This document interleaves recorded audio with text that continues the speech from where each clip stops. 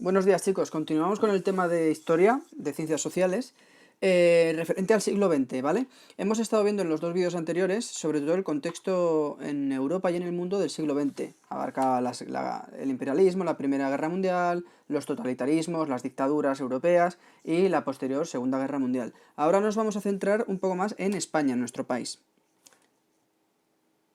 Vamos allá. A principios de siglo, en 1902, reinaba en España Alfonso XIII, ¿vale? Es este señor que veis aquí, como veis es una foto real, porque en esta época no había fotografías. Bueno, pues reinó Alfonso XIII y su reinado duró unos 30 años, desde 1902 hasta 1931, 29 años en concreto. Se fundamentó sobre todo en una palabra que se llama regeneracionismo. ¿Qué quiere decir esto?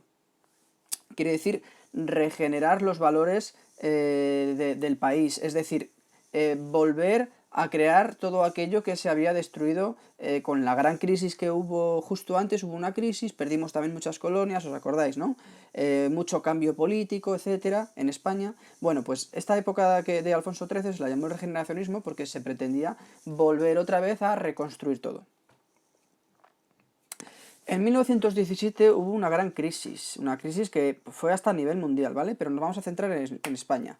Se caracteriza sobre todo por muchas huelgas y la guerra del Rif. ¿Qué es la guerra del Rif? Bueno, la guerra del Rif es la guerra que tuvo lugar en Marruecos, en unas poblaciones, unas tribus de Marruecos, con España. ¿Por qué? Bueno, como ya sabéis, el imperialismo había permitido, entre comillas, el imperialismo lo que conseguía era que países de Europa, grandes potencias europeas, se hicieran con terrenos y territorios tanto africanos como asiáticos. Alemania, Holanda, Francia, Inglaterra. Pues España también tenía una zona de África que pertenecía al Imperio Español.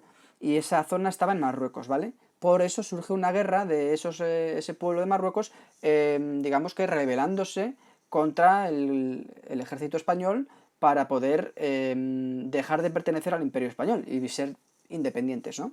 Eso se le llamó la Guerra del Rif y es la guerra que hubo en Marruecos.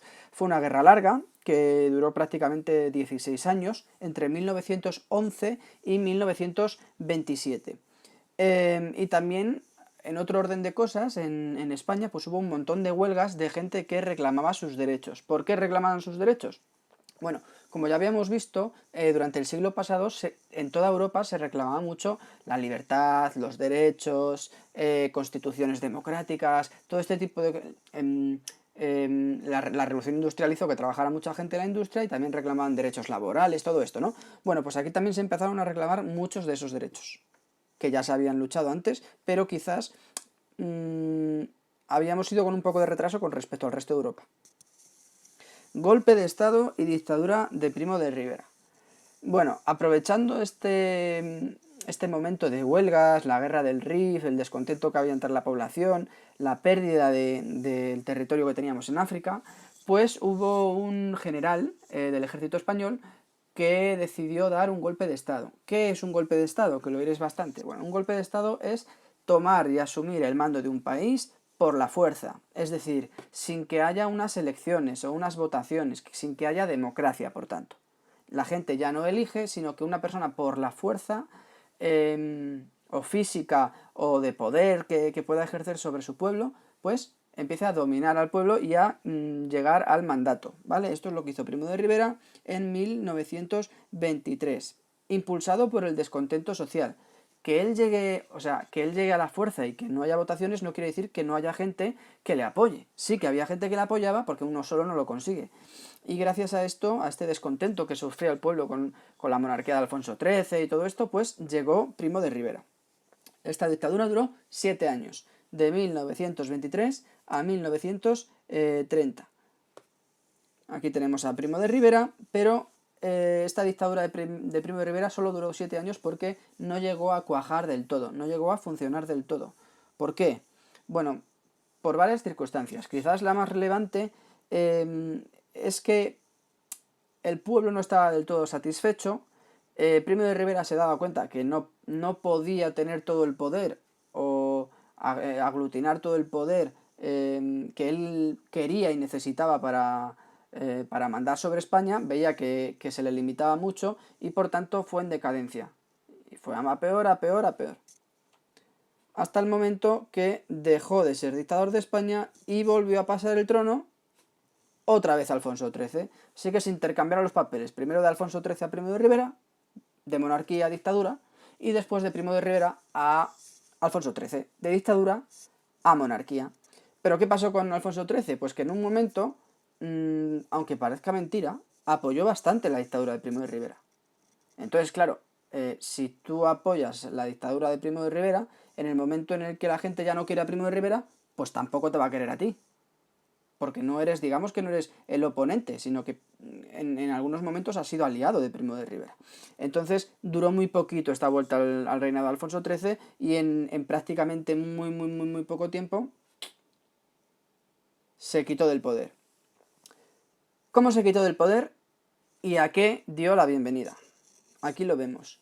En 1931, en las elecciones de los municipios, de las ciudades, de los pueblos, etcétera, de toda España, el partido que más fue votado, o la opción que más votaron la población, fue la opción republicana. ¿Qué quiere decir republicana? Una república, o la opción republicana. Bueno, una república no es ni más ni menos que un estado en el cual no existe la monarquía, o la monarquía no tiene una representación, ¿vale? Por ejemplo, en Italia, Francia, Alemania, ahí no hay reyes ni reinas. En Inglaterra sí. Pues Francia e Italia son repúblicas, ¿vale? En 1931 los republicanos ganaron las elecciones en la mayoría de ciudades españolas, ¿vale? Ahí lo veis que los republicanos eran esto rosita, que es bastante más de la mitad. Y diréis, ¿por qué votaron a la república? Pues porque ya os estoy diciendo que a la vuelta de Alfonso XIII al reinado, mucha gente estaba descontenta porque Alfonso XIII en su momento apoyó a Primo de Rivera. Entonces era como, mira, no te queremos más aquí, no queremos que haya rey, y por eso salió la opción republicana, ¿vale? Así que Alfonso XIII se vio obligado a renunciar al trono. Fue él el que dijo, esto es insostenible, lo dejo. Y como ya no había rey, no había descendencia de reyes y habían ganado los republicanos, se instaló la Segunda República Española. La segunda, recordad que la primera fue tiempo atrás, en el siglo XIX. Pues llegó la Segunda República Española, que abarcó entre los años 1931 y 1936, que marca el inicio de la Guerra Civil Española, que lo veremos más adelante. ¿Qué reformas se realizaron durante la Segunda República? Bueno, como ya digo, una república se caracteriza porque no hay reyes ni reinas, no hay monarquía, ¿vale?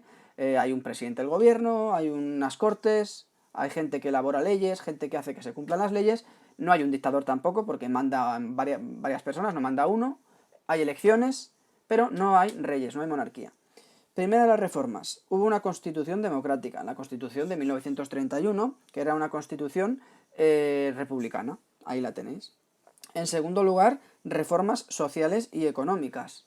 Una de las grandes reformas que se hizo en la República fue quitarle muchas de las tierras a los terratenientes. Terratenientes es gente que dispone de muchísimas tierras, de muchas hectáreas. Acordaos de la medida de las hectáreas. Una hectárea es como un campo de fútbol, para que os hagáis una idea. Pues tienen muchas hectáreas de terreno y lo que hicieron fue expropiarles esos terrenos o parte de ellos para cedérselo a los campesinos que pudieran cultivar, etcétera, ¿vale? Eso fue una de las medidas. Otra de ellas fue reformar también el ejército, por ejemplo. Lo reformó quitando generales, metiendo otras cosas. Lo que suelen hacer cualquier sistema de gobierno, que es cambiar unas cosas para poner otras. Y después reformas políticas. Reformas políticas entre las que las más importantes son el derecho de la mujer al voto en España. Recordad que en Francia, por ejemplo, esto se había luchado ya siglos antes. En España todavía no. Así que el derecho a la mujer al voto y también conceder autonomía, es decir, reconocer que son autónomas, que no quiere decir lo mismo que independiente, ¿eh? Independiente es que no tienes nada que ver. Autónoma es que tienes una cierta capacidad de decidir cosas sobre ti misma. Bueno, pues decidieron ceder autonomía a comunidades autónomas como Galicia, el País Vasco o Cataluña, ¿vale? Estas son las tres medidas más importantes. Crear una constitución democrática, reformas sociales, lo que os he contado de las tierras, y económicas, lo que os he contado de, por ejemplo, el ejército, y reformas políticas en cuanto al derecho a voto de las mujeres y en cuanto a la cesión de autonomía a comunidades autónomas, valga la redundancia, como Galicia, País Vasco o Cataluña. Los derechos de la mujer. Bueno, esto es muy importante, lo que os he comentado antes. En Europa ya se había luchado por el derecho del voto a la mujer un siglo antes. O sea, la lucha venía de antes. Pero en España había tardado bastante. Eh, Bastante, tanto como un siglo más tarde, hasta que llegó la Segunda República. ¿Qué quiere decir esto? ¿Que los republicanos querían que las mujeres votasen y los demás no? No, no es así. Quiero que entendáis que la historia no es que unas personas son buenas y otras personas son malas. Unas personas quieren que la mujer sea buena y las otras personas quieren que la mujer no valga para nada. No es eso. Es la situación y el contexto global el que permite esto. No es que, por ejemplo, con Primo de Rivera, que era un dictador, no es que las mujeres no pudieran votar, es que directamente no podían votar nadie, por ejemplo. Y digamos que el contexto y la situación propicia de la Segunda República, pues favoreció el permitir el voto a la mujer, ¿vale? Y tras muchos conflictos y discusiones parlamentarias, porque incluso había mujeres, las propias mujeres, que no les parecía bien que pudieran tener derecho a voto. Esto puede sonar raro, pero esta mentalidad tan actual que tenemos sobre cómo todos tenemos que tener igualdad de derechos, hace años, y no tantos, si preguntamos a abuelos y abuelas, tienen pequeñas cosas de una mentalidad en la que ellas consideran o ellos consideran que la mujer en algunos aspectos tiene que estar por debajo del hombre. Y esto es un aspecto cultural que va cambiando con el paso de los años y del tiempo, y con lucha de mucha gente, claro. Por tanto, tras mucha lucha, protestas, etc., en 1932, un año después de proclamarse la Segunda República, se consiguió la igualdad de derechos con respecto al hombre, ¿vale? Una igualdad de derechos que todavía le quedaba mucha pelea y todavía en la actualidad queda, pero que ya se trabajó bastante y fue un salto, pues imaginaos el salto tan grande. El declive de la Segunda República. Como ya os he dicho, la Segunda República duró muy poquito, 6 años, 5 o 6 años, 5 años en concreto. Bueno, la tensión política, las huelgas, las quejas del ejército. Os dije que habían reestructurado el ejército, ¿no? Pues también hubo quejas por parte del ejército, y esto quiero que lo tengáis un poquito como un asterisco del ejército, porque de ahí viene el salto a la siguiente etapa. La corrupción, también hubo casos de corrupción durante la Segunda República. La corrupción no escapa a prácticamente nadie. La corrupción es cuando tú aprovechas un cargo que tienes para hacer dinero de forma ilegal, ¿vale? Eso es corromperse. E incluso asesinatos a dirigentes políticos acabaron provocando el declive de la Segunda República Española, dando paso a un conflicto sin precedentes en la historia de España, que fue la Guerra Civil. Es decir, había mucha gente que ya se hartó de la Segunda República, se hartaba, y quisieron volver a mandar ellos, o digamos, acabar con la Segunda República y empezar otra nueva etapa. ¿Esto se consigue de forma democrática? Pues es muy difícil. Si te pones a hacer una votación, pues seguramente mucha gente no quiera. Pero lo hicieron por la fuerza. ¿Cómo? Pues lo que os he dicho antes del ejército. Pues gente del ejército, digamos que elaboró un plan para levantarse en contra de esa Segunda República e iniciar un proceso de, entre comillas, guerra civil, ¿vale?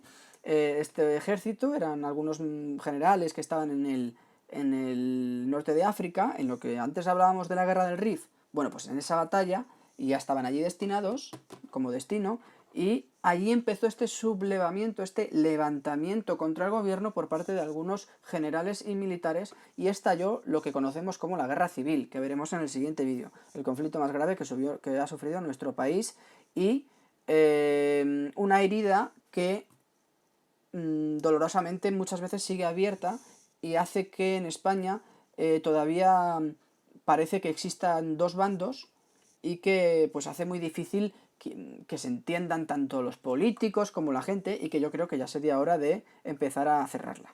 Así que, visto el comienzo del siglo XX, un breve resumen: empieza con Alfonso XIII, no le va muy bien, Primo de Rivera da un golpe de estado, se declara una dictadura, tampoco le va muy bien y él no está muy convencido de lo que está haciendo, así que vuelve a ceder el trono a Alfonso XIII. La gente ya no le traga, no le gusta Alfonso XIII, ya no le creen. Y después de unas elecciones en toda España, los republicanos llegan al poder, establecen la Segunda República, que se verá derrocada por una guerra civil, un golpe de estado y una guerra civil que veremos en el siguiente vídeo. Espero que os haya gustado, el siguiente vídeo será de la guerra civil, como ya os estoy diciendo, y ya no queda nada. Un saludo para todos.